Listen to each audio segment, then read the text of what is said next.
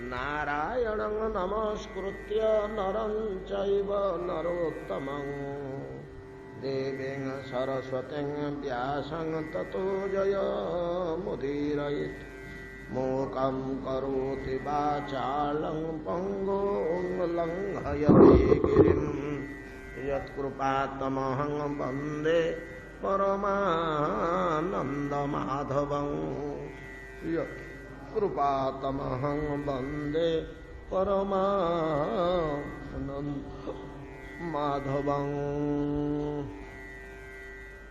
त्वाष्ट्रस्य जन्म निधनं पुत्रयोश्च दिते द्विजा दैत्येश्वरस्य चरितं प्रह्लादस्य महात्मनः मन्वन्तरानुकथनं गजेन्द्रस्य विमुख्यणं मन्वन्तरावताराश्च विष्णोर्हयशिरादयः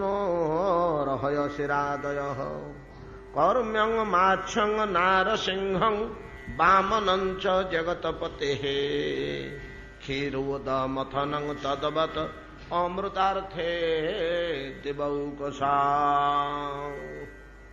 श्रील श्रीपाद सूत गोस्वामी नैमिषारण्य परम पवित्रमय जागपीठरे 60,000 मुनि सम्मुखरे ए महनीय कथारस वर्णनापूर्वक परम परितोष लाभ करुछन्ति। वास्तविक मनीषीगण निर्णय करिछन्ति जो माने अति अनुभूति संपन्न ज्ञान वैराग्य और संयम जो माने गुणातीत अवस्था प्राप्त होइछन्ति महासत्यर निर्धारण करन्ति महासत्यर अनुभूति जो मानकर अछि एवं सर्वत्र ईश्वर सत्ता को अनुभव करुवा व्यक्तिगण निर्णय करन्ति जदि सुख कोठी थाए हरिकथा कीर्तन हरिकथा श्रवण सुख केवल ये जोड़िए स्थान रे अछि मत चित्ता मदगत प्राणा बोधयंत परस्परम कथयंत तमा नित्यम तुष्यन्ति च रमन्ति च कि जगत रे सुखी संतोष एवं परमानंद रमणता किए से भोग करे तुष्यन्ति च रमन्ति च जागतिक पारमार्थिक तुष्यन्ति जागतिक रमन्ति पारमार्थिक उभय सुख उभय आनंद क्यों माने भोग करन्ति न मत चित्ता मदगत प्राण बोधयंत परस्पर कथयंत समांग नित्यम तृप्ति वा सुख सेठी अछि तब कथामृतम तप्त जीवनम कवि विरडितम कलमशापहम श्रवण मंगलम श्रीमदाततम जो वाक्य निर्धारण करिछन्ति महामनीषीगण यहाँ वास्तव सत्य ये परम परितोष लाभ करुछन्ति 60,000 मुनि आउ को माने सूत गोस्वामी प्रसंग क्रमे कौन कथा पड़ी दत्तराज हिरण्यकश्यप कथा प्रसंग क्रमे आसी आदिदत्त हिरण्यकश्यप कठोर तपस्या करी ब्रह्मांकठू बरलाभ करी स्वर्गपुर रे निजर आधिपत्य विस्तार कर जेतेबेले बर प्राप्त ही तेजान ही उठिले हिरण्यकश्यप गिरिगह्वर भूमि बील समुद्र गर्भ इत्यादि रे लुकायित थिबा राक्षस गण एमाने बाहरी आसिले आमर समय पड़ी आम जातिर जड़े व्यक्ति महातेजियान हो उठी तार आश्रय आम मैंने त्रिपुर भोग करने को समर्थ हवा आमर समय आसी पड़ी आमर बेल आसी पहुंची समस्ते आसी एकजुट हेले समस्ते हिरण्यकश्यप को असुर जातिर मुख्य रूपे ग्रहण करने राजधानी निमंते कल्पना हला मंत्रीगण मंत्रणा देले स्वर्ग भलिया शोभनीय सुखदायक ଆନନ୍ଦମୟ ସ୍ଥାନ ଆଉ କିଛି ନାହିଁ। ସମସ୍ତେ ସ୍ୱର୍ଗକୁ ଯାତ୍ରା କଲେ। ହିରଣ୍ୟକଶ୍ୟପ ସବାହିନୀ ସ୍ୱର୍ଗ ଦିଗରେ ଆସୁଛନ୍ତି ଏକଥା ଶ୍ରବଣ ମାତ୍ରେ ଦେବତା ଓ ଦେବ ପରିବାର ସମସ୍ତେ ଚାଲିଗଲେ। ଯେଉଁମାନେ ସ୍ୱର୍ଗଲୋକ ଛାଡ଼ିକିରି ଯାଇପାରିବେନି, ଅପ୍ସରା କିନ୍ନର ଗନ୍ଧର୍ବ ଇତ୍ୟାଦି, ଯିଏ ଯେତେବେଳେ ଇନ୍ଦ୍ର ହବ ସେମାନେ ତାର ସେବକ, ଏମାନେ ସ୍ଥାୟୀ ସେବକ, ସ୍ୱର୍ଗର ସ୍ଥାୟୀ ସେବକ। ଯେମିତି ଆମର ସେକ୍ରେଟାରିଏଟ ଅଛି, ଯେଉଁ ଦଳ କ୍ଷମତାକୁ ଆସିଲେ ମଧ୍ୟ ସେମାନେ ଛାଡ଼ି ପଳାଉଛନ୍ତି କି? ଯେଉଁ ଦଳ ଆସିଲେ ମଧ୍ୟ ତାଙ୍କର କାର୍ଯ୍ୟ ସେଭଳିଆ। ଯେଉଁମାନେ ସ୍ୱର୍ଗର ସେବକ, ସେ ସେବକ ଗଣ, ଏଇ ଗନ୍ଧର୍ବ ଅପ୍ସରସ କିନ୍ନର ବିଦ୍ୟାଧର ଯକ୍ଷ ରକ୍ଷ ଇତ୍ୟାଦି ଗଣ, ସେମାନେ କେବଳ ରହିଲେ, ଏମାନେ ଚାଲିଗଲେ। ଯେତେବେଳେ ଅସୁରରାଜ ହିରଣ୍ୟକଶ୍ୟପ ଆସିଲେ, ସେଟା ତ ସ୍ୱର୍ଗର ସମ୍ପତ୍ତି ଭିତରେ ଯାଉଛି, ଆଉ ପାରିଜାତଙ୍କ ଛୁଟା କୁଆଡ଼େ ଯିବ? ନାଇଁ କି? ନନ୍ଦନ ମନଟା କୁଆଡ଼େ ପଳେଇବ? ତ ଯିଏ ଯେତେବେଳେ ଇନ୍ଦ୍ର ହବ, ଏଗୁଡ଼ାକ ଭୋଗ୍ୟ ସମ୍ପତ୍ତି ଭିତରେ ଯାଉଛି। ଏମାନେ ସମସ୍ତେ ସ୍ୱାଗତ କଲେ ହିରଣ୍ୟକଶ୍ୟପକୁ। ହିରଣ୍ୟକଶ୍ୟପ ସ୍ୱର୍ଗ ରାଜ୍ୟରେ ସିଂହାସନରେ ରାଜା ହେଇ ବସିଲେ। ଯେତେବେଳେ ଉଗ୍ର ତେଜ ନିଜର ତେଜରେ ଚତୁର୍ଦ୍ଦଶ ଭୁବନକୁ ପରାହତ କରୁଥିବା ହିରଣ୍ୟକଶ୍ୟପ, ନାଇଁ କି? ବ୍ରହ୍ମାଙ୍କ ବରରେ ଆମେ କାଲି ଆଲୋଚନା କରିଛେ, ସବୁ ପ୍ରକାରର ତେଜ ସେ ମାଗି ନେଇଛି। ଏ ବିଶ୍ୱରେ ଯେତେ ଯୋଗ ବଳ ତପୋବଳଠୁ ଆରମ୍ଭ କରି ସମସ୍ତ ବଳ ସଂଗ୍ରହ କରି ନେଇଛି। ତା ତେଜରେ କେହି ସାହସ କରି ମୁହଁରେ ଠିଆ ହେଇପାରୁନାହାନ୍ତି, କଥା କହିପାରୁନାହାନ୍ତି, ସମସ୍ତେ ଇତସ୍ତତ ହୋଇ ପଳାୟନ କରୁଛନ୍ତି। ତ କାଲି ଆଲୋଚନା କରିଛେ ଆମେ, ସପ୍ତ ସମୁଦ୍ର ନିଜ ଗର୍ଭରେ ଥିବା ଅମୂଲ୍ୟ ରତ୍ନରାଜି ଯାହାକୁ ଲୁଚେଇ ରଖିଥିଲେ, ସହଜରେ ବାହାର କରନ୍ତିନି, ଦିଅନ୍ତି ନାହିଁ, ସୁବର୍ଣ୍ଣ ଥାଳିରେ ନେଇ ଉପହାର ଦେଲେ। ଆପଣ ଆମର ରାଜା ହିରଣ୍ୟକଶ୍ୟପ, ଆମେ ଆପଣଙ୍କର ଅନୁଗତ, ଆପଣଙ୍କ ଆଜ୍ଞାବହ, ଆପଣ ଯାହା ଆଦେଶ କରିବେ ଆମେ ପାଳନ କରିବୁ। ପର୍ବତ ଘନ ନିଜ ଗର୍ଭରେ ଥିବା ମହାମୂଲ୍ୟବାନ ମଣିମୁକ୍ତା ସବୁ ବାହାର କରି, ମଣିମାଣିକ୍ୟ ସବୁ ସମୁଦ୍ର ପାହାଡ଼ରୁ ମିଳେ ନା ଆଉ କ'ଣ? ପର୍ବତ ଗଣ ସିଏ ନେଇକରି ସେ ସବୁ ସମର୍ପଣ କଲେ। ଦେବତାମାନେ ମଧ୍ୟ ପରିଶେଷରେ ଆସି ତାଙ୍କର ପାଦ ସେବା କଲେ। ହଁ, ଆମେ ତୁମର ଭୃତ୍ୟ। ଏହି ପ୍ରକାର ଭାବରେ ହିରଣ୍ୟକଶ୍ୟପ ଯେତେବେଳେ ସ୍ୱର୍ଗ ରାଜ୍ୟର ଅଧିଷ୍ଠାତା ରୂପେ ରହିଲେ ଏବଂ ଶାସକ ରୂପେ ତିନିପୁରକୁ ଶାସନ କଲେ, ଖାଲି ସେତିକି ନୁହଁ, ଚତୁର୍ଦ୍ଦଶ ଭୁବନ ତାଙ୍କର ଅଧୀନସ୍ଥ ହୋଇ ରହିଲା। ଚତୁର୍ଦ୍ଦଶ ଭୁବନ ତାଙ୍କର ଅଧୀନସ୍ଥ ହୋଇ ରହିଲା। ସେତିକି ବେଳେ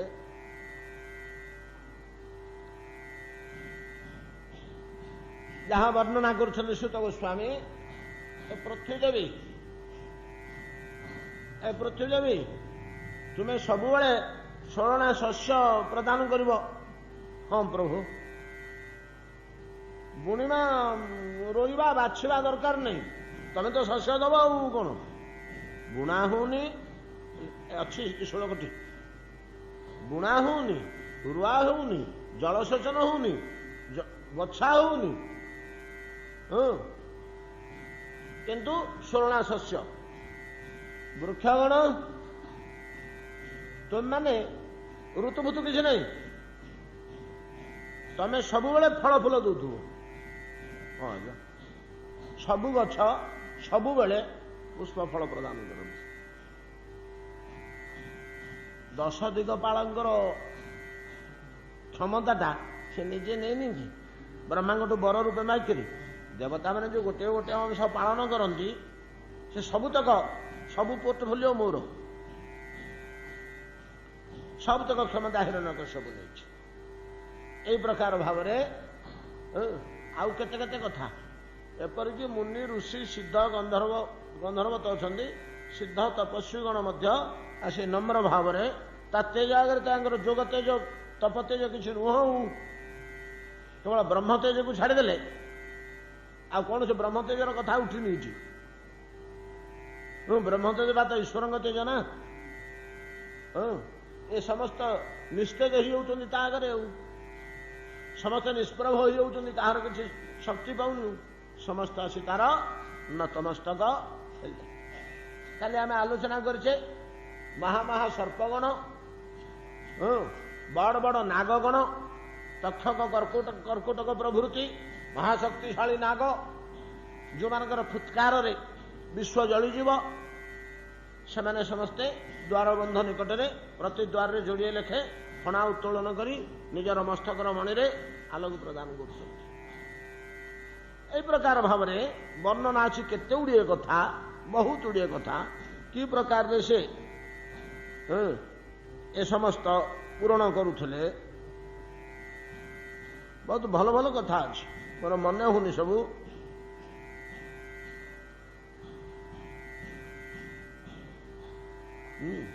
ए प्रकार भाव तो चतुर्दश भुवन को शासन करने को लगे किए से हिरण्यकश्यप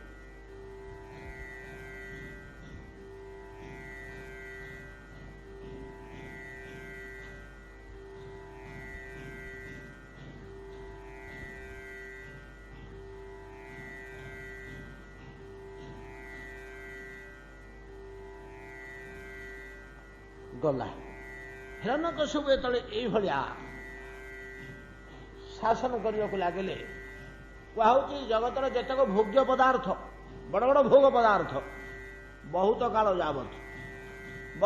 जावत हिरण्यकश्यप भोग कले परिशेष आसुरी बुद्धि दुर्बुद्धि तो धर्म कार्य गुड़िक पुण्य कार्य गुड़िक भगवत उपासनामूलक कार्य उपरे नाना प्रकार कटकणा कहीं जाग यज्ञ करें कहीं पूजा उपासना करें कहीं जोग तपस्या करें क्या से बुझुची मु तपोबल प्रकार अवस्था को आसी आउ जड़े तपस्वी जदि मोठू अधिका शक्तिशाली है तपोबल ताहले मत से बलिजीव तेणु मूलर तप फप इत्यादि बंद करदे जाए चतुर्दश भुवन कहीं तपस्या करें कहीं जोग साधना करें कि पूजा उपासना करें इत्यादि नाना प्रकार कठोर नियम लगे वित्पात उत्पात सृष्टि करी साधु सन्थों ऊपर पीड़ा प्रदान करी सत्कार्य गुड़िक बंद कर सत्कार्य सत्कर्म गुड़िक जदि मार्त्य बंद हो जाए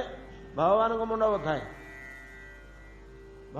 बथाए कहीं ना ये विश्व को सत्कर्म ईश्वर उपासना ये बचे दिए पाप गुड़िक नष्ट करी जगत को शांति प्रदान करी बचे दिए जिते काल पर्यंत एगुड़िक पृथ्वी में चली सत्कार्यानुष्ठान भगवान निश्चंदे अच्छा हाँ भल मंद तो टे हम चलती तो एगुड़िक बंद हो गले भगवान चिंतित तो हमें अरे विश्व तो ध्वंस हो मोर खेल घर विशृंखलित हो भगवान टिके चिंतित हेले एतिक बेले देवता मैंने जाई स्तवस्तुति मध्यम भगवान को किसी कहते आज्ञा हिरण्यकश्यप एमती करुच्छी हौ देखा भगवान मध्य प्रतिश्रुति देखते हौ तुम मानकर मंगल हो भद्रम भवतु ते तुम मानकर कल्याण हो देखा कौन हो परिस्थिति जाओ कि काल नीरव रह समस्ते नीरव अच्छा एकाधिपत्य चतुर्दश भुवन एकाधिपत्य कहीं किसी कथा कहबार नहीं प्रबल प्रताप सुरापान पूर्वक आरक्त लोचन कर्कश कठोर मुख एवं व्यवहार इंद्र सिंहासन उपरे बसी जिते हिरण्यकश्यप शासन करुछन्ते सेतेबेले काहार पाटी खोलीदेवार किसी उपाय नहीं कथा नहीं दत्तराज हिरण्यकश्यपंकर चारि पुत्र तृतीय पुत्र प्रह्लाद कहीं के जानी तृतीय पुत्र प्रह्लादी हिरण्यकश्यपुर अत्यंत प्रिय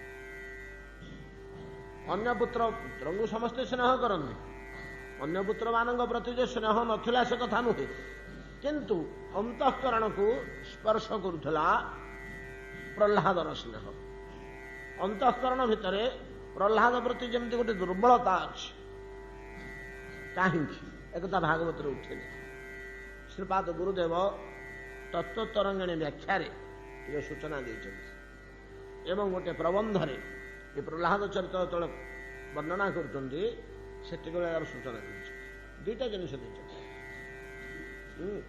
ଅଜାମିଳ ପ୍ରସଙ୍ଗରେ ପରମାର୍ଥ କଥା ବୋଲି ଗୁରୁଦେବଙ୍କର ଖଣ୍ଡିଏ ବଙ୍ଗଳା ଲେଖା ଅଛି, ଏପର୍ଯ୍ୟନ୍ତ ଓଡ଼ିଆରେ ଅନୁବାଦ ହେଇନି। ଆମେ କରିପାରିଲୁ ସେଇଟାକୁ, ତତ୍ତ୍ୱତରଙ୍ଗଣୀ କରିଦେଇଛୁ, ଏଇଟା ହେଇପାରିନି। ତା ଭିତରେ ଏସବୁ ବଡ଼ ଉଚ୍ଚ କୋଟିର ପ୍ରବନ୍ଧ 20-25ଟି ଅଛି, ଏକ୍ଜାମ୍ପଲାରୀ ପ୍ରବନ୍ଧ। ତା ଦେହରେ ଅଜାମିଳ ଚରିତ୍ରରେ ଅଛି ଯେ 8ଟା ପୁଅ ଭିତରୁ ଅଜାମିଳ ନାରାୟଣ ବୋଲି ପୁଅକୁ କାହିଁ ଡାକିଲା, ଛୋଟ ପୁଅକୁ। ତାର ଗଭୀର ମୀମାଂସା କରିଛନ୍ତି, 3-4 ପୃଷ୍ଠା ବ୍ୟାପୀ ଉପରେ ଆଲୋଚନା ହେଇଛି। ସମର୍ଥ ଯୁବକ ପୁତ୍ରମାନଙ୍କୁ ଅଜାମିଳ ନ ଡାକିକିରି ବିପଦ କାଳରେ ଯମଦୂତମାନଙ୍କୁ ଦେଖିରି ଶିଶୁପୁତ୍ରକୁ କାହିଁ ଡାକିଲା, ଏହାର ବର୍ଣ୍ଣନା କରିଛନ୍ତି। ଏ ଦିଟାକ ଗୋଟିଏ ରହସ୍ୟ ଉପରେ ଆଧାରିତ। ହିରଣ୍ୟକଶ୍ୟପ ଅନ୍ୟ 4 ପୁତ୍ରଙ୍କ ଭିତରେ ପ୍ରହ୍ଲାଦକୁ କାହିଁ ଭଲ ପାଉଥିଲା, ଏହାର କାରଣ ହେଉଛି ଯାହାଙ୍କ ହୃଦୟରେ ଭଗବାନ ଶ୍ରୀହରି ବିଦ୍ୟମାନ, ଯାହାଙ୍କ ହୃଦୟରେ ଶ୍ରୀହରି ବିଦ୍ୟମାନ ସର୍ବଦା, ଭଗବାନଙ୍କୁ ଯେ ହୃଦୟରେ ଧରି ରଖିପାରିଛ ନିତ୍ୟ ସ୍ମରଣ ମାଧ୍ୟମରେ, ନିରନ୍ତର ହରିସ୍ମରଣ ଆବେଗପୂର୍ଣ୍ଣ ଭାବରେ, ତୀକ୍ଷ୍ଣ ତୀବ୍ର ଭାବରେ ଯାହାର ଘଟୁଛି, ତାକୁ ଶତ୍ରୁ ମଧ୍ୟ ଅନ୍ତଃକରଣ ଭିତରେ ଗୋଟେ ଦୁର୍ବଳତା ତାର ରହିଯାଏ, ଭଲ ପାଏ। ଶତ୍ରୁ ମଧ୍ୟ ତାକୁ ଭଲ ପାଏ। ଯଦିଓ ଶତ୍ରୁତା କରୁଛି, ତଥାପି ଭଲ ଲୋକଟା ହୋ, ଶତ୍ରୁତା ସିନା ତାକୁ ଶତ୍ରୁ ଲାଗିଛି, ଯୋଉଟା ଲାଗିଛି, ନହେଲେ ମଣିଷ ହିସାବରେ ସେ ଗୋଟା ମନ୍ଦ ନୁହଁ। ଏକଥା ତା ପାଟିରୁ ଦିନେ ହେଲେ ବାହାରିବ। ଯାହାର କାରଣ ଭଗବାନ ସମସ୍ତଙ୍କର ପ୍ରିୟ। ଆମ ଅଜ୍ଞାତରେ, ଆମ ଅଜାଣତରେ ଭଗବାନ ଆମ ସମସ୍ତଙ୍କର ପ୍ରିୟ। ସେ ଗୋଟିଏ ହିଁ ପ୍ରିୟ ପଦାର୍ଥ। କାହିଁକି ନା ସବୁଗୁଡ଼ିକ ସେଇଠୁ ଆସିଥିବାରୁ, ସେ ସମସ୍ତଙ୍କର ମୂଳ ହୋଇଥିବାରୁ ଏ ଜ୍ଞାନ ଆମର ନାହିଁ, କିନ୍ତୁ ଆମେ ତାଙ୍କୁ ଭଲ ପାଇ ବସୁଛେ। ସମସ୍ତଙ୍କର ପ୍ରିୟ। ତାଙ୍କୁ ଯିଏ ହୃଦୟରେ ଧାରଣ କଲା ସେ ମଧ୍ୟ ପ୍ରିୟ। ଦୁଗ୍ଧ ଆମର ପ୍ରିୟ। ଦୁଗ୍ଧ ଯେଉଁ ପାତ୍ରରେ ଅଛି, ପାତ୍ର ସହ ଦୁଗ୍ଧ ଆମର ପ୍ରିୟ। ଯିଏ ଭଗବାନଙ୍କୁ ହୃଦୟରେ ଧାରଣ କରିଛି, ଭଗବାନ ଗୋଟିଏ ପଦାର୍ଥ ହୁଅନ୍ତି, ତାକୁ ଧରି ରଖିବା ବ୍ୟକ୍ତି ତ ସେ ନାଇଁ କି? ଭାଗବତ ଶବ୍ଦର ଅର୍ଥରେ ଆପଣମାନେ ଏଇଟା ଜାଣିନାହାନ୍ତି କି? ଭାଗବତ ଶବ୍ଦର 2ଟି ଅର୍ଥ ଅଛି। ଭାଗବତ এই শব্দর যোড়িয়ে অর্থ আছে। এক ভাগবত হয় ভাগবত শাস্ত্র, আর ভাগবত ভক্ত। এ উভয়ে ভক্তিরস পাত্র নাই কি? ভক্ত যেমিতি ভক্তিরসর পাত্র ধরি রখিছে ভক্তিরসকু, এ ভাগবত শাস্ত্র মধ্যে ভক্তিরসকু ধরি রখিছেন পাত্র। অতএব শ্রীহরি সমস্তଙ୍କର প্রিয়। একথা আমার সুন্দর ভাবে প্রমাণ হয়েছে পূর্বরু। আপন মানে তার উদাহরণ টিকে মনে পকান্তু। যোগ বাসিষ্ঠ গ্রন্থর ভগবান শ্রীরামঙ্কর মৃগয়া শিশুকালীন দশরথଙ୍କ আদেশরে এবং বাণবিদ্ধ মৃগମାନଙ୍କର পরমানন্দ ভোগ কথা মনে পকান্তু। বশিষ্ঠ কଣ মীমাଂସା কলে? ଏ ରାମ, ତୁମେ ଜଗଦାଧାର ହୋଇଥିବା ଯୋଗୁଁ, ଜଗତନାଥ ହୋଇଥିବା ଯୋଗୁଁ ତୁମକୁ ଯିଏ ଯୁବ ଅବସ୍ଥାରେ ଦେଖିଲେ ମଧ୍ୟ ତାର ଭିତରେ ଆନନ୍ଦ ସଞ୍ଚାର ହବ। କାହିଁକି? ବାଣବିଦ୍ଧ ଅବସ୍ଥାରେ ମୃଗମାନେ ତୁମକୁ ଦେଖିଲେ ମଧ୍ୟ ଆନନ୍ଦରେ ଉବୁକି ଉଠୁଥିଲେ। ଯେହେତୁ ତୁମେ ଆନନ୍ଦର ବସ୍ତୁ, ଆନନ୍ଦର କେନ୍ଦ୍ର, ଆନନ୍ଦର ମୂର୍ତ୍ତି। ଅତଏବ ଏତାଦୃଶ ଆନନ୍ଦମୟ ପଦାର୍ଥ ଭଗବତ ସ୍ୱରୂପ ଯେହେତୁ ସମସ୍ତଙ୍କର ପ୍ରିୟ, ସେ ଯୋଉ ପାତ୍ରରେ ରହିଲା ସେ ପାତ୍ରଟା ଅଜ୍ଞାତରେ ମଧ୍ୟ ଅନ୍ୟମାନଙ୍କର ପ୍ରିୟ। ଜ୍ଞାନୀମାନଙ୍କର ଜ୍ଞାତ ସାରରେ, ଅଜ୍ଞାନୀର ଅଜ୍ଞାତ ସାରରେ ଯେମିତି ଜୀବକ ସ୍ୱୟଂପାଦ ନିର୍ଣ୍ଣୟ କଲେ। ହେଲେ ବୈଷ୍ଣବ ଜଗତରେ କିଏ? ପ୍ରଶ୍ନ ଉଠିଲା, କାହାକୁ ଆମେ ବୈଷ୍ଣବ ବୋଲି କହିବା? ଜୀବକ ସ୍ୱୟଂପାଦ କହିଲେ ଅବୈଷ୍ଣବ କେମିତି ସମ୍ଭବ ହବ? ସମସ୍ତେ ବୈଷ୍ଣବ। ଅବୈଷ୍ଣବ ସମ୍ଭବ ନୁହଁ। ନା ଆଜ୍ଞା କାହିଁ ସେମିତି ଦୁଶୁନି ତ? ନା ଯୋଉମାନେ ଜାଣିପାରୁଛନ୍ତି ସେମାନେ ଜ୍ଞାନତଃ ସେମାନଙ୍କୁ ଆମେ ବୈଷ୍ଣବ ବୋଲି ଜାଣୁଛେ। ଏତଦ୍ ବ୍ୟତୀତ ଅନ୍ୟମାନେ ସମସ୍ତେ ନିଜର ଅଜ୍ଞାତରେ ବୈଷ୍ଣବ। ସମସ୍ତେ ଭଗବାନଙ୍କର ସେବା କରୁଛନ୍ତି। ଯିଏ ଯୋଉ ସେବାଟା କରୁଛି ଜଗତରେ ଏଟା ଈଶ୍ୱର ସେବାର ଅନ୍ତର୍ଗତ। କିଏ ଜ୍ଞାନରେ କରୁଛି, କିଏ ଅଜ୍ଞାନରେ କରୁଛି। ନହେଲେ ଏଠି ତ କର୍ମ ମାତ୍ର ଈଶ୍ୱରଙ୍କ କର୍ମ। ଏଣେ ମଣିଷର ଅଧିକାର କୋଉଠୁ ଆସିଲା? ଜୀବର ଅଧିକାର କୋଉଠୁ ଆସିଲା? ଜୀବ ତ ଭୃତ୍ୟ ସେବକ, ଜୀବ ନିତ୍ୟ କୃଷ୍ଣ ଦାସ। ଏଇଟା ଯିଏ ଭୁଲି ଯାଇଛି ସେ ଜାଣିପାରୁନି। ଜୀବ ନିତ୍ୟ କୃଷ୍ଣ ଦାସ ଏ ମହାସତ୍ୟକୁ ଅତଏବ ପ୍ରହ୍ଲାଦ ହରିପରାୟଣ ହୋଇଥିବା ଯୋଗୁଁ, ହରି ନାମକ ପଦାର୍ଥକୁ ଧରି ରଖିଥିବା ପାତ୍ର ହୋଇଥିବା ଯୋଗୁଁ ହିରଣ୍ୟକଶ୍ୟପର ଅଜ୍ଞାତରେ, ତା ନିଜର ଅଜ୍ଞାତରେ ପ୍ରହ୍ଲାଦ ପ୍ରତି ଏକ ସ୍ନେହ ମମତାମୟ ଦୁର୍ବଳତା ରହିଥିଲା। ତେଣୁ ଏଇ ପିଲାଟାକୁ ଯୋଗ୍ୟ କରି ପରବର୍ତ୍ତୀ ଦାୟାଦ କରିବା ପାଇଁ ତାର ଚେଷ୍ଟା, ପରବର୍ତ୍ତୀ ଦାୟାଦ କରିଦେବା ପାଇଁ ତାର ଚେଷ୍ଟା।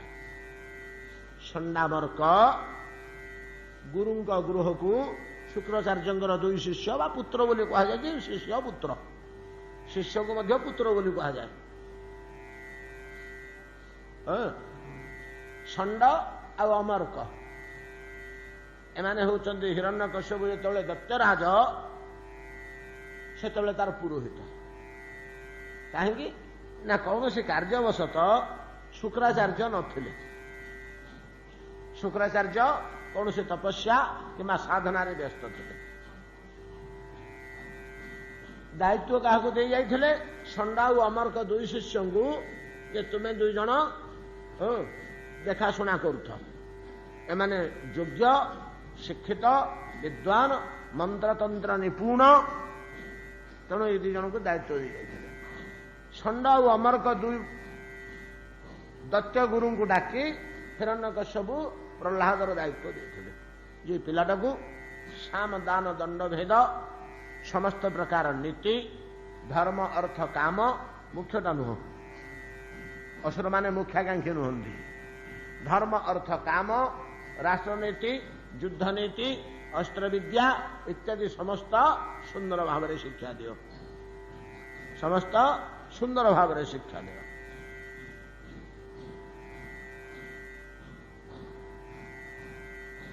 ଗୁଡ଼ିଏ ବାଳକଙ୍କ ସହ ସମବୟସ ରାଜ ପରିବାରର ଓ ରାଜକୀୟ ପାରିଷଦମାନଙ୍କ ପରିବାରର ମନ୍ତ୍ରୀପୁତ୍ର ପ୍ରଭୃତି ସାଙ୍ଗ ସହ ପ୍ରହ୍ଲାଦ ବିଦ୍ୟାଧ୍ୟୟନ କରୁଥାନ୍ତି ଗୁରୁ ଗୃହରେ। ବିଦ୍ୟାଧ୍ୟୟନ କରୁଥାନ୍ତି ଗୁରୁ ଗୃହରେ। ଏକଦା ଗୁରୁ ଗୃହରୁ ପ୍ରହ୍ଲାଦ ଆସିଛନ୍ତି ନିଜପୁରକୁ। ସହଜରେ ତ ହିରଣ୍ୟକଶ୍ୟପ ଖୁବ ଭଲ ପାଏ ପ୍ରହ୍ଲାଦଙ୍କୁ। ଯେତେବେଳେ ଗୁରୁ ଗୃହରୁ ଘରକୁ ଆସିଛନ୍ତି, ରାଜପୁତ୍ର ପ୍ରହ୍ଲାଦକୁ ହିରଣ୍ୟକଶ୍ୟପ ନେଇ ନିଜ କୋଳରେ ବସେଇ ଅତ୍ୟନ୍ତ ଆଦରର ସହ ପଚାରିଲେ, ଏକଦା ସୁରରାଟ ପୁତ୍ରମ ଅଙ୍କମ ଆରୋପ୍ୟ ପାଣ୍ଡବ ପପ୍ରଚ୍ଛ କଥ୍ୟତାଙ୍ଗ ବତ୍ସ ମନ୍ୟତେ ସାଧୁଜାତ ଭବାନ। କଣ ପଚାରିଲେ? ଏକଦା ସୁରରାଟ, ଅସୁରରାଟ ସନ୍ଧି ହେଇଯାଇଛି। ଅସୁରରାଟ ହିରଣ୍ୟକଶ୍ୟପ ଦିନକର ପୁତ୍ରମ ଅଙ୍କମ ଆରୋପ୍ୟ କ୍ରୋଡ଼ରେ ବସେଇ ପ୍ରହ୍ଲାଦଙ୍କୁ ପଚାରିଲେ, ହେ ଯୁଧିଷ୍ଠିର, ହେ ପାଣ୍ଡବ। ଏଟା ନାରଦ କହୁନାହାନ୍ତି କି ଯୁଧିଷ୍ଠିରଙ୍କୁ? ଏ ପ୍ରସଙ୍ଗଟା ଆମେ ପ୍ରଥମ ଦିନ ଆରମ୍ଭ କରିଛେ। ଯୁଧିଷ୍ଠିରଙ୍କ ରାଷ୍ଟ୍ରୀୟ ଜାଗାରେ ଏ କଥାଟା ପଡ଼ିଛି। ନାରଦ ଯୁଧିଷ୍ଠିରଙ୍କୁ ଏ ସବୁ କଥା ଗୁଡ଼ିକ କହୁଛନ୍ତି। ଆଉ ହେ ପାଣ୍ଡବ, ହେ ଯୁଧିଷ୍ଠିର, ଏକଦା ପୁତ୍ରମ ଅଙ୍କ ଆରୋପ୍ୟ ଅସୁରରାଟ ପପ୍ରଚ୍ଛ ବତ୍ସ କଥ୍ୟତାଂ କଥ୍ୟତାଂ। ହେ ବତ୍ସ, କହ କହ, ତ୍ୱମ୍ କେମ୍ ସାଧୁଙ୍ଗ ମନ୍ୟତେ। ଭବାନ କେମ୍ ସାଧୁଙ୍ଗ ମନ୍ୟତେ। ତୁମେ କୋଉ ଜିନିଷଟାକୁ ସବୁଠୁ ବେଶୀ ଭଲ ପାଉଛ? କେଉଁ ପଦାର୍ଥ ବା କେଉଁ କାର୍ଯ୍ୟ ତୁମର ଅତ୍ୟନ୍ତ ପ୍ରିୟ? ସାଧୁ, ଏ ଜଗତରେ ସବୁଠୁ ଭଲ କଣ କହିଲ ଦେଖି? ପୁତ୍ରକୁ ଗୋଟେ ଖୁସିରେ ପଚାରୁଛି, ପାଠ ପଢୁଛି ତ, କେମିତି ବୁଦ୍ଧି ହେଇଛି, କେମିତି ଜ୍ଞାନ ହେଇଛି। एकदा सुरराध पुत्रम अंकम आरोप्य पांडव पप्रच्छ कथ्यतांग वत्स मन्यते साधु जत भवान। यार उत्तर रे प्रहलाद खुशी हेले पिता गेल करुचंदी को पुओ को भल न लागिव आदर न खुशी न लागिव। हे पिता कहबी खूब हस हस मुहरे आनंद पिता आगे निजर स्वभाव सिद्ध गुण व्यक्त करदे प्रहलाद। जो श्लोक अनेक थर आम मैंने आलोचना कर पचार क्यों कार्य तुमको साधु बोध होउची उत्तम बोध होउची ए जगत रे उत्तम कार्य कौन ना पिता कहबी सबुठ उत्तम कार्य हला तत साधु मन्ये सुर वर्ज देहिना सदा समुद्र विघ्न धियांग असत ग्रहात हितात्व पातम गृहम अंधकूपं बनंगत श्री हरिमाश्रयेत। यही कार्यटा हला मनुष्य जीवन रे सबुठारु उत्तम कार्य। याठू भल आ जगत रे किछि नहीं कौन ना मनुष्य मात्रे गृहस्थाश्रम रे जात है तो अरण्य रे जात हबनी। मनुष्यर जातस्थल कोटा जीवर गृहस्थाश्रम अभिवृद्धि लाभ करिवो कोठी गृहस्थाश्रम रे विद्यादि लाभ करिवो अनुभूति लाभ करिवो गृहस्थाश्रम रे। जेतळे बुद्धि हेई जीव गृहस्थाश्रम रे उत्पत्ति हला परे जेतळे बुद्धि हेई जीव सेतळे मनुष्य कोन करबा उचित ना आत्मपात अंधकूप सदृश गृह आत्मपात और अंधकूप सदृश गृह हो कहीं ना गृहस्थाश्रम रहिले शतकड़ा 90 स्थान काल आम देखा पाइबा जो असत ग्रह करने को आम बाध्य होगा। असत ग्रह इच्छा नथिबा कार्य गृहस्थाश्रम गोटे लक्षण होची जोटा करने को आम इच्छा नहीं बाध्यतामूलक करने को हो काम ना करने को आमको इच्छा होनी किंतु 5 जन चाहूँगी बापा चाहूँगी माँ चाहूँगी शाशु चाहूँगी श्वशुर चाहूँगी करने को पड़ो। विवेक लोक होते विचारवंत निपुण लोक होते भल काम नुहे जा এই बुद्धि आसिले ताकू करने को बाध्य हब एवं प्रति पदे पदे आशंका विपद संदेह असंतोष भरपूर नहीं कि एटा ठीक ना नहीं। प्रति पदे पदे आशंका और संदेह रही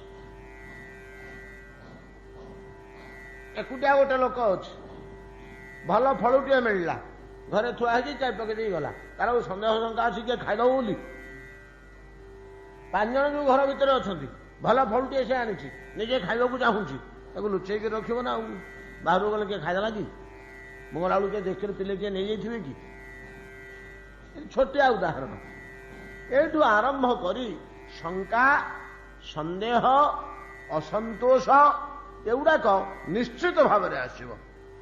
हे पिता गृहस्थाश्रम ये जिनिस गुड़ाक मनटा को सब चंचल कर दिए मनटा को स्थिर रखे दिए ना मनटा को स्थिर रखे दिए ना सब चंचल कर दिए। मन चंचल हो गले विचार बुद्धि नष्ट हो जाए।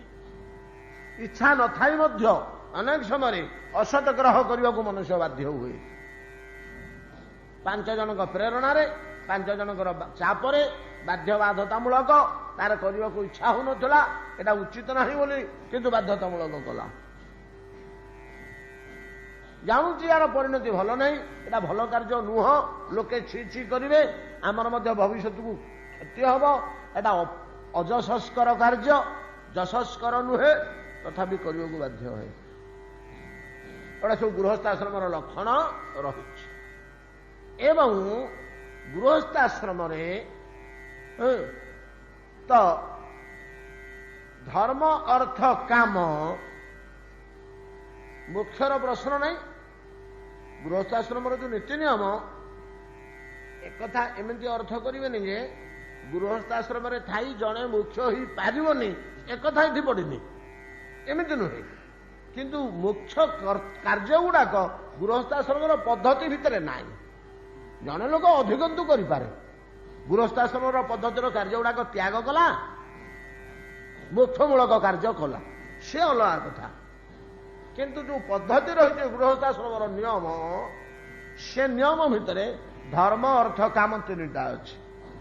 ଏ ଧର୍ମ ଅର୍ଥ କାମ ତିନିଟାରୁ ଧର୍ମଟା କଷ୍ଟକର, ଅଧିକାଂଶ ଲୋକ କରିପାରନ୍ତିନି। ଯୋଉମାନେ ଅତ୍ୟନ୍ତ ଧୈର୍ଯ୍ୟ ସହକାରେ ଧର୍ମ ପାଳନ କରନ୍ତି ସେମାନେ ଶତକଡ଼ା 5-10 ଧର୍ମ ପାଳନ କଲା ବେଳକୁ ଯଥେଷ୍ଟ, ଆଉ ଅଧିକା କରିପାରନ୍ତିନି। ଗୃହସ୍ଥାଶ୍ରମର ପରିବେଶ ପରିସ୍ଥିତି, ପ୍ରତିପୋଷଣ, ଅଭାବ ଅନାଟନ, ଚିନ୍ତା ଦୁଶ୍ଚିନ୍ତା, ରୋଗ ବ୍ୟାଧି, 5 ଜଣଙ୍କ ଜଞ୍ଜାଳ କରେଇ ଦିଏ ନା ଧର୍ମ କାର୍ଯ୍ୟ। କିନ୍ତୁ କାମ ଆଉ ଅର୍ଥ ଦିଟା ବଳବାନ ହେଇକରି ଗୃହସ୍ଥାଶ୍ରମରେ ରହେ।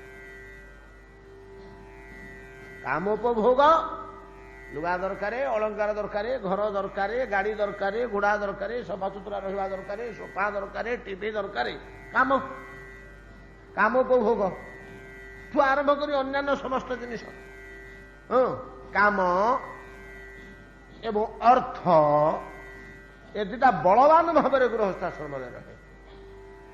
ଧର୍ମ ଅର୍ଥ କାମ ତିନୋଟି ଗୃହସ୍ଥାଶ୍ରମର ପଦ୍ଧତି ଭିତରୁ ଧର୍ମ ସୁକଠିନ, ଲୋକେ କରିପାରନ୍ତିନି ବେଶୀ। ଅର୍ଥ ଓ କାମ ଦିଟାରେ ପୁରାପୁରି ବୁଡି ଯାଆନ୍ତି। ଅର୍ଥ ଓ କାମରେ ବୁଡିଯିବା ଫଳରେ ଅର୍ଥ ଓ କାମର ପ୍ରଭାବ ତଥା ପ୍ରଲୋଭନରୁ ମନୁଷ୍ୟ ବିବେକବାନ ହୋଇଥିଲେ ମଧ୍ୟ ଅନେକ ସମୟରେ ଅସତ ଗ୍ରହ କରିବାକୁ ବାଧ୍ୟ ହୁଏ। ଅସତ ଗ୍ରହ, ଅସାଧୁ କାର୍ଯ୍ୟ ଗ୍ରହଣ କରିବାକୁ, ଅସାଧୁ କାର୍ଯ୍ୟାନୁଷ୍ଠାନ ଗ୍ରହଣ କରିବା ପାଇଁ ବାଧ୍ୟ ହୁଏ। ଏଣୁ ଅସାଧୁ କାର୍ଯ୍ୟ ଯୋଗୁଁ ଆତ୍ମପାତ ଘଟେ, ଆତ୍ମାର ଅବନତି ହେଇଯାଏ। ହେ ପିତା, ତେଣୁ ମୁଁ ମନେ କରୁଛି ଯେ ଏଇଟା ହଉଛି ସାଧୁ କାର୍ଯ୍ୟ। ବୁଦ୍ଧି ହେଲା କ୍ଷଣି ଗୃହସ୍ଥାଶ୍ରମରେ ଏସବୁ ପରିସ୍ଥିତି ଗୁଡାକୁ ଲକ୍ଷ୍ୟ କରି ଏସବୁ ତ୍ୟକ୍ତ୍ୱା, ଏସବୁ ପରିତ୍ୟାଗ ପୂର୍ବକ ବନଙ୍ଗତ ଶ୍ରୀହରିମାଶ୍ରୟିତ। ପିମ୍ପୁଡ଼ି ଗୁଡେ କୋଉଠି ବସିଛନ୍ତି, ବହୁତ କାମୁଡୁଛନ୍ତି, ଗୋଡ ହାତ ଲୁଗାପଟା ସବୁଠି। ତତ ସାଧୁ ମନ୍ୟେ ସୁରବର୍ଜ ଦେହିନା ସଦା ସମୁଦ୍ବିଗ୍ନ ଧିୟାଂ ଅସତ ଗ୍ରହାତ ହିତାତ୍ମପାତମ ଗୃହମ୍ ଅନ୍ଧକୂପଂ ବନଙ୍ଗତ ଶ୍ରୀହରିମାଶ୍ରୟେତ। ସରଳ ନିଷ୍କପଟ ଭାବରେ ଏ କଥାଟି କହିଦେଲେ, ହେ ପିତା, ଘର ଦ୍ୱାର ଜଞ୍ଜାଳ ସବୁ ଛାଡି ବଣକୁ ଯାଇ ହରିସ୍ମରଣ କରିବାଠୁ ଉତ୍ତମ କାର୍ଯ୍ୟ ଏ ଜଗତରେ ଆଉ କିଛି ନାହିଁ। ଯେତେବେଳେ ହିରଣ୍ୟକଶିପୁକୁ ପଚାରିଲେ, ହେ ବତ୍ସ, ତୁମେ କେଉଁ କାର୍ଯ୍ୟକୁ ଉତ୍ତମ କାର୍ଯ୍ୟ ବୋଲି ମନେ କରୁଛ? ପ୍ରହ୍ଲାଦ ଉତ୍ତର ଦେଲେ, ଘର ସଂସାର ଛାଡି ବଣକୁ ଯାଇ ହରି ଚିନ୍ତା କରିବା ସବୁଠୁ ଉତ୍ତମ କାର୍ଯ୍ୟ। ଯେତେବେଳେ ଏ କଥାଟି କହିଦେଲେ, ଶ୍ରୁତ୍ୱା ପୃତ୍ତ ଗିରୌ ଦତ୍ୟ ପରପକ୍ଷ ସମାହିତା ଜହାସ ବୁଦ୍ଧିର୍ବାଳାନାଂ ଭିଦ୍ୟତେ ପରବୁଦ୍ଧିଭି। ଏତେବେଳେ ତ ପ୍ରହ୍ଲାଦ ଛୋଟ ପିଲା, ହିରଣ୍ୟକଶ୍ୟପ ହସିଗଲା ପ୍ରଥମେ। ଆମର ଶତ୍ରୁ ପକ୍ଷ ହରିମାଶ୍ରୟିତ। ହିରଣ୍ୟକଶ୍ୟପର ଆଉ ଶତ୍ରୁ କିଏ ଅଛନ୍ତି କି? ଗୋଟିଏ ତ ଶତ୍ରୁ, ଯିଏ ତା ଭାଇକି ବଧ କରିଛି। ଯିଏ ତା ଭାଇକି ବଧ କରିଛି ସେ ଗୋଟିଏ ତ ଶତ୍ରୁ, ଆଉ ତ ସମସ୍ତେ ବଶବର୍ତ୍ତୀ। ଆଉ ବ୍ରହ୍ମାଙ୍କ ପର୍ଯ୍ୟନ୍ତ ଜଗତର ସମସ୍ତେ ତ ତାର ପାଦ ତଳ ରଖିଙ୍କର କି ଶତ୍ରୁତା କରିବେ? ଆଉ କେହି ଶତ୍ରୁ ନାହାନ୍ତି। ଶତ୍ରୁ କେବଳ ଜଣେ ଶ୍ରୀହରି। ଏପର୍ଯ୍ୟନ୍ତ ସେ ତାକୁ ଖୋଜିକିରି ପାଇନାହିଁ ଏବଂ ସିଏ ଆସିକିରି ମୋର ପାଦ ତଳେ ନତମସ୍ତକ ହେଇନି, ମତେ ରାଜାଧିରାଜ ବୋଲିକିରି ମାନି ନାହିଁ, ନାଇଁ କି? ସେ କେବଳ ଗୋଟିଏ ଶତ୍ରୁ, ସେଟା କୁଟିଳ ଲୋକଟା। ତେଣୁ ମୋର ଶତ୍ରୁ ପକ୍ଷ କଳ କୌଶଳରେ ମୋର ପିଲାଟାର ବୁଦ୍ଧି କି, ଛୋଟ ପିଲା, ୟାର ଅଜ୍ଞାନ, ଏ ତ କିଛି ଜାଣୁନି, ତାକୁ ଗୋଟେ ଏ ବାଟରେ ପକେଇ ଦେଇଛନ୍ତି, ଆଉ ୟାର ବୁଦ୍ଧିଭେଦ କରେଇ ଦେଇଛନ୍ତି। ଆଉ ଏଇଟା ସେ ଅନୁମାନ କଲା।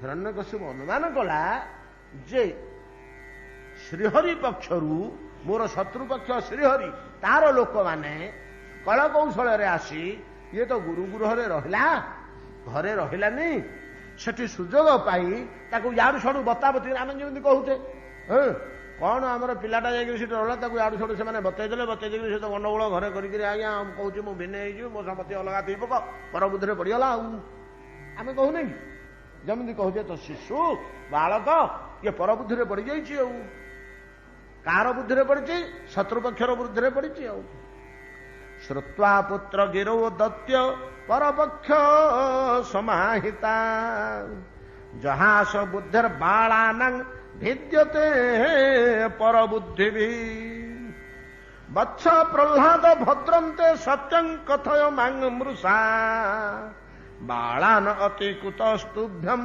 एष बुद्धि विपर्जय वत्स प्रह्लाद सत कथा कहलु मते तते किए बतौची उड़ाक तते उड़ाक किए से बतौची कह तो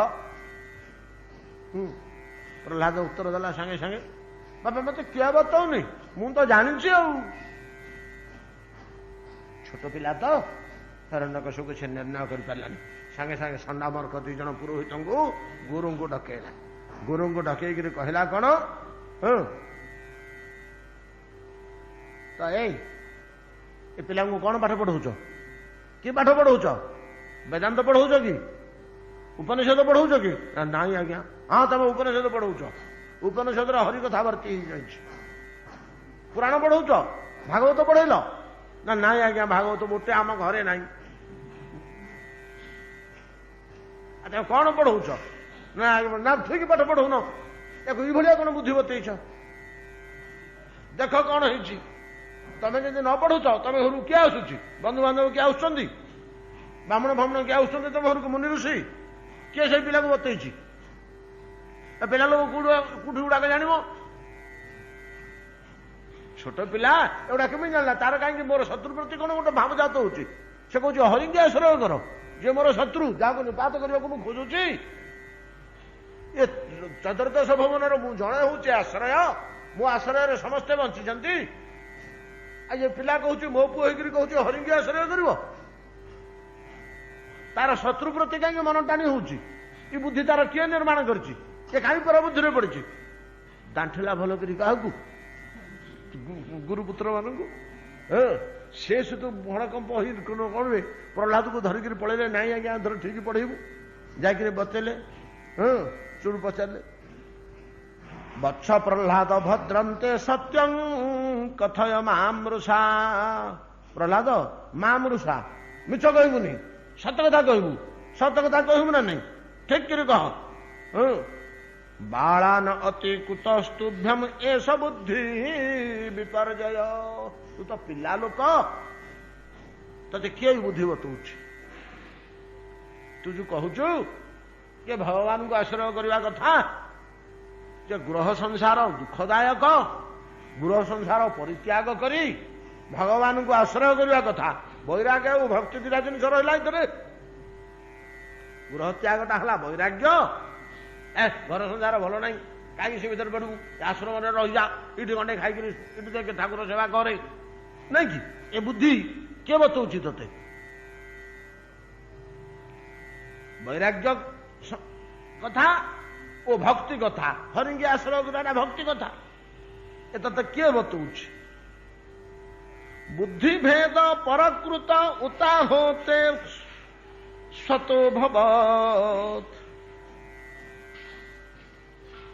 धन्यतां श्रेय श्रोतु कामानां गुरुणां कुलनंदन खूब मीठा कथा कही सांत्वना दिए आम जमी कहते सुना पिला परा लड्डू देवी ते सत कथा कहीदेलु मत ते किए कहला कथा ते कौटू शुणिलु कि ना किए देला ना हारटे किए नहीं किए नेला तोड़ किए नेला ता ना कहलु लड्डू देवी मिठे देवी कह सेमती सांत्वना दे कहते कुलनंदन बच्छ स्नेह श्रद्धा सहकारे गुरुगण नाना कल कौशल कर पचारूँ ते गुड़ा किए बतौच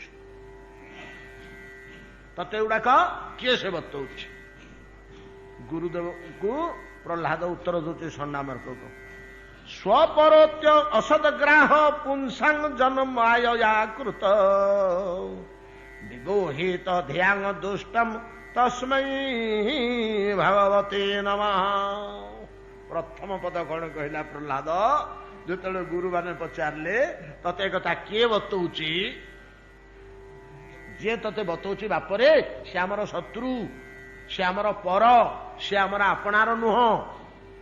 ये सब शुणला पर प्रहलाद कहूँ गुरुदेव स्व पर ये दीटा शब्द ही भूल।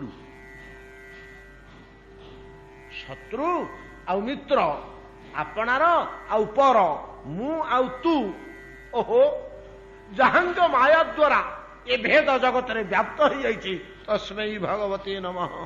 प्रथम प्रहलाद भगवान को स्मरण करी प्रभु आपणकर माया एपरी शक्तिशाली ये मित्र ये शत्रु ये स्व ये पर ये बुद्धि जात हूँ मनुष्यर कहीं प्रकृत में स्व पर अच्छी कि प्रहलाद कहवा कथा स्व पर अच्छी कि आम भितरे जो देह आउ आत्मा दुईटा जिनिस रही जदि आमर से शक्ति था ना बर्तमान आम सृष्टि करवा आम निज निजर आत्माटी मैंने बाहर कर थोड़ा सब आत्मा गुड़िक समान ना भिन्न अच्छी किसी भिन्न अच्छी कि इटा हलदिया आत्मा इटा नाली आत्मा इटा धला आत्मा इटा बुढ़ा आत्मा इटा कोमल आत्मा इटा कठिन आत्मा अच्छी कि गला बाकी देह तक जो रहा सबू एकाठी रखिदे सबुड़िक पंचमहाभूत अष्टादश तत्व निर्मित ना नहीं या देह कौन भेद रहा आ भेदटा रहा कौटी आत्मा तो समाने देह तो समस्त समान भेदटा केमी आपण मैंने कल्पना कर गुरुदेव ओहो ए प्रकार भेद अभेद पदार्थ रे भेद जात हवा जो मायार कार्य से माया जहांगर शक्ति तस्मै भगवते नमः। एमती गुड़े बतला केते गुड़े कही 10-15टा लोक आम के आलोचना करा बसिक स्वपरश्चेत असत ग्राह एटा गोटे असत ग्रह स्वपर ए भेद कौन पुंसां जत मायया कृत विमोहित धिया दुष्टम तस्मै भगवते नमः। सएष आत्मा स्वपरे त्वबुद्धि आत्मा विषय आत्मज्ञान देह ज्ञान जहाँ मैं सार कथा कहली ये समस्त कथा कहला जो इमती गुड़िए बतला आज्ञा संडा मार्क तो कटा गुरु सी सांगे सांगे पाटी कला चंडाल आम को बुद्धि बतौचु ज्ञान बतौचु आन्यतांग अरे बेत्रम अस्माकम अजसस्कर कुलांगारस्य दुर्बुद्धे चतुर्थ स्योदित दम। सांगे सांगे संडा मार्क गुरु रागिगले ताकू केते बने चने बाप धन करी स्नेह श्रद्धा करी पिठी आउंसी हे कुलानंदन एक कथा कही बतेला बेलू सी आगे बतौची आत्मज्ञान रागिगले आन्यतांगे बेत्र ए बेत्र रे शिक्षक मैंने कहती आन्यतांग अरे बेत्रम अस्माकम अजसस्करम आम गुरु होकर पाठ पढ़ाऊचु ये उल्टा ज्ञान बतौची आमको आम जहाँ पढ़ाऊचु तार उल्टा कथा ये कहूँ इथर आमर अपजस होनी अस्माकम आम्भ मानंकर अजसस्कर कुलांगारस्य दुर्बुद्धे चतुर्थ शोधितोदम या चतुर्थ कार्य छड़ा या कौन साध्य हेनी अणमित चतुर्थ कार्य कौन साम दान भेद दंड राजनीति बा कौन से कार्य हासिल करने चारि प्रकार नीति सनातन धर्म रे प्रणीत होइछि साम दान भेद दंड कौन से गोटे कार्य हासिल करने जनक ठारू प्रथमे साम बसी 5 जन भद्रलोक बसी विचार विवेचना करी बुझे सुझे न्याय निष्पत्ति करी ये कार्यटा ये हवा कथा 5 जन गोटे निष्पत्ति नियो कौटा न्याय कौटा योग्य जे मानुनी ताकू बुझे देख बापा यहाँ हूँ न्याय एथर 5 जन मानुंट तोर क्षति हम तू जब न मानू कथा को ଏଟା ହେଲା ସାମ। ନ୍ୟାୟ ନିଶାବ କରି ବୁଝେଇ ସୁଝେଇ ଜଣେ ଲୋକକୁ କାର୍ଯ୍ୟ ହାସଲ କରିଦେବା, ଏଟା ହେଲା ପ୍ରଥମେ। ଏଇଟାରେ ଯଦି କାର୍ଯ୍ୟ ସାଧନ ନ ହେଲା ତାହେଲେ ଦ୍ୱିତୀୟ ଉପାୟ ନିଆଯାଇପାରେ କାର୍ଯ୍ୟ ହାସଲ ପାଇଁ। ଦାନ। ହଉ ତୁ ଯଦି ନ ମାନୁଛୁ ନିହାତି ନେ 500-300 ନେ, ତୁ ରାଜି ହେଇଯା। ତ ଅର୍ଥ ଲୋଭରେ ଯଦି ପଡ଼ିକିରି କାର୍ଯ୍ୟଟା ହେଇଗଲା ସେ ବାଟରେ କାର୍ଯ୍ୟ ହାସଲ କରିଦିଅ। କଣ କହୁଛୁ ତାହେଲେ? ଆଚ୍ଛା ତୁ ଏଥିରେ ରାଜି ହେଇଯା, ଏଟାକୁ ମୀମାଂସା କରିଦେ, ଆଉ ସେ ଅମୁକ ଲୋକଠୁ ସେ ଜମି ଖଣ୍ଡାକ ତତେ ଦିଆ ହେଇଛୁ। ନିହାତି ଜଣେ ଲୋକ ଯଦି ଅଡ଼ି ବସିଲା ସାମରେ ସେ ବୁଝିଲାନି, ପରିସ୍ଥିତିଟାକୁ ଗୋଳମାଳ ଆଳକୁ କେବେ ହେଲେ ଛାଡ଼ିଦବନି। ପରିସ୍ଥିତିଟାକୁ କେତେବେଳେ ହେଲେ ଗୋଳମାଳ ଆଳକୁ ଛାଡ଼ିଦବନି। ବିବେକ ଲୋକର କାର୍ଯ୍ୟ ଶୁଣେ, ପ୍ରଥମେ ସାମରେ ନିଷ୍ପତ୍ତି କରିବ। ସାମରେ ଯଦି ନହେଲା ବଳି ପଡ଼ିଲା ତାହେଲେ କିଛି ଦେଇଦିଅ, ଦାନ। କିଛି ଅର୍ଥ ଫର୍ଥ ଦେଇକିରି କାର୍ଯ୍ୟର ସମାଧାନ କରିଦିଅ, ତୁଟି ଯାଉଛି ସେଠି ଝାମଲା। କିଛି ଟଙ୍କା ପଇସା ଦେଇଦିଅ କି ସୁନା ରୂପା ଦେଇଦିଅ କି ଘର ଦେଇଦିଅ। ଏଇଟା ଆଜ୍ଞା ଆମ ସମସ୍ତଙ୍କ ଜୀବନରେ ଏଇଟା ଦରକାର। ସାମ ଦାନ ଗଲା ପରେ ତାପରେ ଯଦି ନ ହେଲା ତାହେଲେ ଭେଦ। ଭେଦ କଣ ନା କୂଟନୀତି, କୂଟ କପଟ। ଚତୁର୍ଥ ଲୋକ ଦ୍ୱାରା, ତାର ପ୍ରିୟ ଲୋକ ଦ୍ୱାରା, ତାର ପତ୍ନୀ ଦ୍ୱାରା, ତାର ଦ୍ୱାରା, ତା ଦ୍ୱାରା କୌଶଳ କ୍ରମେ କରେଇ ତାର ବିଶ୍ୱାସଘାତ କରି ତାକୁ ମୋଲ୍ଡ କରିବା, ବ୍ରେନ୍ ୱାଶ୍ କରିବା। ତାର ଯେ ପ୍ରିୟ ଲୋକ, ତାର ଯେ ଅନ୍ୟ ଲୋକ, ତାକୁ କହି ସେ ଯାଇ କହିଲେ ଆମ କଥା ସିନା ଶୁଣୁନି, ଆରେ ଏମିତି ଏମିତି ଘଟଣା ହଉଥିଲା ତୁ ମାନୁନି, ଏମିତି କି ସେମିତି ହବ, ତୋର କ୍ଷତି ହବ, ଭଲ ହବ ମନ୍ଦ ହବନି, ଏଇଟା ସମସ୍ତେ କହୁଛନ୍ତି। ତାର ପ୍ରିୟ ଲୋକ, ତାର ବାପ କି ତାର ପତ୍ନୀ କି ତାର ପୁଅ କି ତାର ମିତ୍ର, ତାର ବନ୍ଧୁ, ତାର ବିଶ୍ୱାସ ଲୋକ, ଏମାନଙ୍କ ଦ୍ୱାରା କୁହାଇ କୁଟକପଟ କରି କିମ୍ବା ଆଉ ଗୋଟେ କିଛି କୌଶଳ ଦ୍ୱାରା ତାକୁ ବିପଦରେ ପକେଇ, ଦେଖେ ଏଇଟା ଯଦି ତୁ ନ କରୁଛୁ ସେ ବିପଦରେ ପଡ଼ିଯାଉଛୁ, ଏମିତି କୁଟିଳ କୌଶଳ ଦ୍ୱାରା ଭେଦ ନୀତି, ଏଇଟା ୟା ଦ୍ୱାରା ସେ କାର୍ଯ୍ୟ ନିଷ୍ପତ୍ତି କର। ଏ ତିନିଟା ଆଗରେ ଯଦି ନ ହେଲା, ଚତୁର୍ଥ ହଉଛି ବାଡେଇ ପିଟିକିରି ସାଧ୍ୟ କର। କରିବୁ ନା ତତେ ଏଇଠି ବାଡିଆ ହବ, ଦସ୍ତଖତ କର। ଏଇଟା ହଉଛି ଚତୁର୍ଥ କାର୍ଯ୍ୟ। କିନ୍ତୁ ଚତୁର୍ଥ କାର୍ଯ୍ୟକୁ ଯିବା କସ୍ମିନ୍ କାଳେ ଉଚିତ ନୁହେଁ। ସାମ ଦାନ ଭେଦ ଓ ଦଣ୍ଡ। ତ ଗୁରୁମାନେ କହିଲେ ୟା ଦ୍ୱାରା କିଛି ହେଲାନି, ବୁଝେଇ ବତେଇ କହିଲୁ, ଧମକେଇ ଚମକେଇ କହିଲୁ, କଳ କୌଶଳ କରି କହିଲୁ, ଇଏ କହୁନି କାହା କିଏ ଆର ବୁଦ୍ଧିକି ବିଗାଡୁଛି। କେଉଁ ଲୋକ ତାକୁ ବୁଦ୍ଧି ବତଉଛି ତାର ନାଁ ପ୍ରକାଶ କରୁନି। ଆନିୟତା ମରେ ବେତ୍ର, ତାକୁ କେବଳ ଚତୁର୍ଥ ଛଡା ଆଉ କିଛି ବାଟ ନାହିଁ, ଦଣ୍ଡ ଛଡା ଆଉ କିଛି ନାହିଁ। ନା ପିଟା ଭଲ ରୂପେ ବାଡେଇ ପିଟିଲେ କହି ପକେଇବ ସତ କଥା। ଆନିୟତମ ଅରେ ବେତ୍ର ଅସ୍ମାକଂ ଅଜସସ୍କର କୁଳାଙ୍ଗାରସ୍ୟ ଦୁର୍ବୁଦ୍ଧେ ଚତୁର୍ଥସ୍ୟୋଦିତ ଦମ ଦୈତ୍ୟେୟ ଚନ୍ଦନ ବନେ ଜାତୋୟಂ କଣ୍ଟକ ଦ୍ରୁମଃ ଜନ୍ମୂଳୋନ୍ମୂଳ ପରଶೋ ବିଷ୍ଣୁର୍ ନାଳାୟିତୁର୍ ଭଗଃ। ଦୈତ୍ୟେୟ ଚନ୍ଦନ ବନେ, ନାଇଁ କି ଦୈତ୍ୟ କୂଳ ରୂପକ ଚନ୍ଦନ ବନରେ, ଗୋଟେ ବଣ ଭିତରେ ଛୋଟ ବଡ ଅନେକ ଚନ୍ଦନ ଗଛ ଅଛି, ଅନେକ ଦୈତ୍ୟ ଅଛନ୍ତି। ଗୋଟେ କଣ୍ଟକ ବୃକ୍ଷ ଜନ୍ମ ହେଇଛି, ଚନ୍ଦନ ବନ ଭିତରେ ଗୋଟେ କଣ୍ଟା ଗଛ ଜନ୍ମ ହେଇଛି। ଖାଲି ସେତିକି ନୁହଁ, ଇଏ କଣ କରୁଛି କୁଳାଙ୍ଗାର, ଦୈତ୍ୟେୟ ଚନ୍ଦନ ବନେ ଜାତୋୟଂ କଣ୍ଟକ ଦ୍ରୁମଃ, ଯେଉଁ ଦୈତ୍ୟ କୂଳର ମୂଳୋତ୍ପାଟନ କରିବା ପାଇଁ ବିଷ୍ଣୁ ପରଶୁ ସାଜିଛି, କୁଠାର ସାଜିଛି, ନାଇଁ କି ଦୈତ୍ୟ କୂଳକୁ ମୂଳୋତ୍ପାଟନ କରିଦେବା ନିମନ୍ତେ କୁଠାର ଯେମିତି ଚନ୍ଦନ ମନକୁ କାଟିକିରି ତଳେ ପକେଇ ଦିଏ,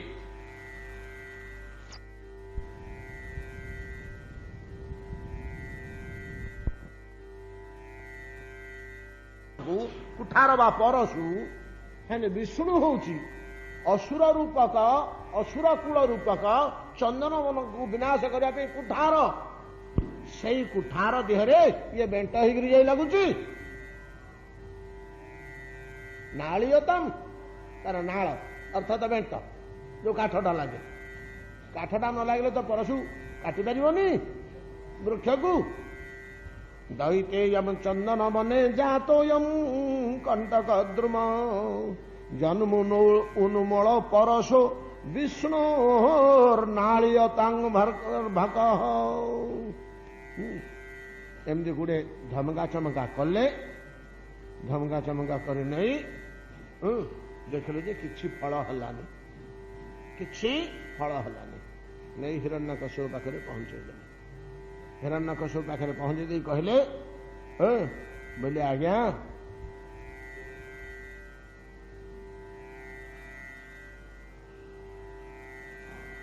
ମାତୃମୃଷ୍ଟ ଅଳଙ୍କୃତମ। ତ ଷଣ୍ଡାମର୍କ ବିପଦ ଗଣିଲେ, କୋଉ ବାଟେ ତାକୁ ସାଧ୍ୟ କରି ହେଲାନି। ଇଏ ତ ବେଳକୁ ବେଳ କିନ୍ତୁ ଦୃଢ ଭାବରେ ହରି କଥା କହୁଛି, ସମ୍ପୂର୍ଣ୍ଣ ହରିଙ୍କ ଉପରେ ଭରସା ରଖୁଛି, ଟିକିଏ ତାର ଭୟ ନାହିଁ, ଟିକିଏ ଚିନ୍ତା ନାହିଁ, ତା ମୁହଁ ଟିକେ ମ୍ଳାନ ହଉନି, ଆଶଙ୍କା ମଧ୍ୟ ଟିକେ ନାହିଁ। ଏ ତ ବେଳକୁ ବେଳ ନିର୍ଭୀକ ହେଇଯାଉଛି। ଭାଇ ଏଇଟା ଆମ ପାଇଁ ବିପଦ ହବଟି ଭବିଷ୍ୟତରେ। ଶେଷକୁ ଆମେ ଫାଶୀ ପାଇବା। ଏଇଭଳିଆ ଛାତ୍ର ଆମର ଦରକାର ନାହିଁ। ୟାକୁ କଳ କୌଶଳ ଘରକୁ ପଠେଇ ଦିଅ। କେମିତି ପଠେଇଦବା? ହିରଣ୍ୟକଶ୍ୟପ ଭଳିଆ ଭୟଙ୍କର ଦୈତ୍ୟ, ସେ ତ କହିଛି ୟାକୁ ନେଇକରି ବୁଦ୍ଧିମତା ପାଠ ପଢାଅ, ଧର୍ମ ଅର୍ଥ କାମ ମୂଲଗି। ଆଉ ଆମେ କଣ କରିବା? ବିପଦରେ ପଡି ଶେଷକୁ କହିଲେ ସେ ପଛେ ଯାହା ହଉଛି ହଉ, ୟାକୁ ଘରେ ରଖିବା ଉଚିତ ନୁହଁ। ଆମ ଘରେ ଥିଲେ ସିନା ଦୈତ୍ୟ କହିବ ଯେ କିଏ ଆକୁ ପଢଉଛି, ତମେ ନ ପଢେଇଲେ ତମ କିଏ ପଢଉଛି, କିଏ ବୁଦ୍ଧି ବତଉଛି। ତାକୁ କଣ କଲେ ନା ଘରକୁ ନ ପଠେଇ ତା ମା ପାଖକୁ ପଠେଇଦେଲେ। ତାଙ୍କ ମାଙ୍କ ପାଖକୁ ପଠେଇଦେଲେ। ଦୈତ୍ୟରାଜର ପତ୍ନୀ ହିରଣ୍ୟକଶ୍ୟପର କଣ ତାଙ୍କ ନାଁ ଯେ କୟଧୁ। କୟଧୁଙ୍କ ନିକଟକୁ ପଠେଇଦେଲେ। କୟଧୁ ପୁତ୍ରକୁ ଯତ୍ନ ସହକାରେ ରଖିଲେ। 5 ଦିନ 4 ଦିନ ବିତିଗଲା। ହିରଣ୍ୟକଶ୍ୟପ ଏ କଥା ଜାଣେ ନା। ଏମାନେ ଭୟରେ ପଠେଇ ଦେଇଛନ୍ତି ମା ପାଖକୁ, ରାଜରାଣୀ କୌଣସି ମତେ ବଞ୍ଚେଇବେ ବୋଲି। କିଛି ନହେଲେ ଆମେ ତ କହିଦେଇ ପାରିବା, ଆଜ୍ଞା ଛୋଟ ପିଲାଟା ମା ବୋଲି କାନ୍ଦିଲା, ମାକୁ ଝୁରି ହେଲା, ଆଉ କଣ କରିବୁ, ଆଉ ପଠେଇଲୁଣି, ଆମେ 15 ଦିନ ହେଲା ଆମ ଘରେ ନାହିଁ ଆଜ୍ଞା, ଏକଥା ହେଲେ ଆମେ କହିକିରି ବଞ୍ଚିଯିବୁ। ମା କୟଧୁ କଣ କଲେ ନା ପୁତ୍ରକୁ ଗୋଟିଏ ଦିନ ଅତି ସୁନ୍ଦର ଭାବରେ ସ୍ନାନାଳଙ୍କୃତ କରି, ବସ୍ତ୍ରଭୂଷଣରେ ସଜ୍ଜିତ କରି, ଯେପରି ମାତୃବୁଦ୍ଧି ତତ ଏନମ ଗୁରୁ ଜିତ୍ୱା